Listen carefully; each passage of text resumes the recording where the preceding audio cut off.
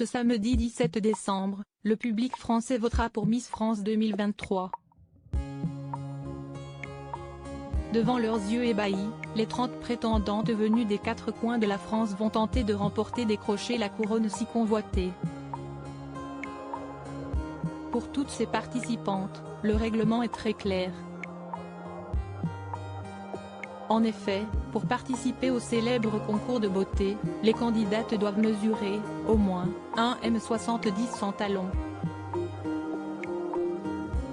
Souhaitant que la future reine de beauté soit la plus naturelle possible, le comité a également interdit le recours à la chirurgie plastique, exception faite d'une chirurgie uniquement réparatrice.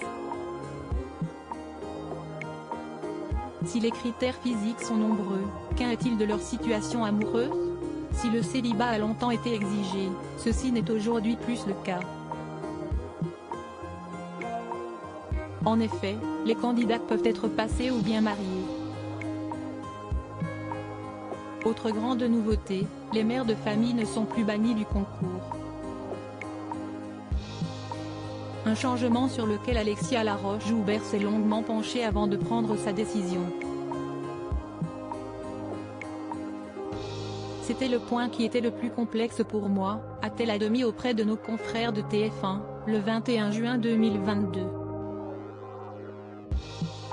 Bien qu'elle soit plus clémente sur ce point, la nouvelle présidente de la société Miss France a tenu à mettre en garde les mamans qui voudraient tenter leur chance au prestigieux concours de beauté. Elles doivent vraiment être informées et conscientes qu'un règne de Miss France nécessite beaucoup de déplacements dans les régions. Il faut donc qu'elles puissent s'organiser. Une nouvelle ère semble avoir commencé au sein du comité Miss France.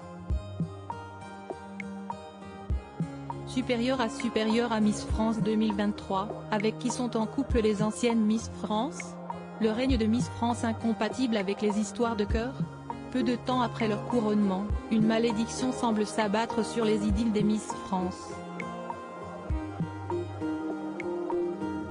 Avant de filer le parfait amour avec son chéri Diego El Glaoui, Iris Mittenard était en couple avec un certain Mathieu. Cependant, leur amour n'a pas résisté à la médiatisation et la pression de son règne.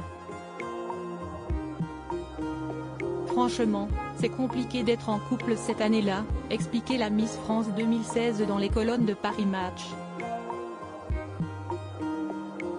C'est compliqué de savoir même ce qu'on veut, et de donner de la place à quelqu'un dans notre vie. Qu'en est-il pour Amandine Petit ? Avant d'être sacrée Miss France 2021, la pétillante Normande partageait le quotidien d'un certain Julien Georges. Dès le soir de son élection, la jeune femme de 24 ans décidait de faire de sa vie privée son petit jardin secret. Très discrète sur ses histoires de cœur, Amandine Petit aura-t-elle réussi à vaincre cette malédiction à la fin de son règne ? Mais la suite ne lui a pas donné raison puisqu'en avril 2021, la jeune femme avait indiqué à Gala qu'elle était célibataire. On restera là-dessus, avait-elle alors ajouté.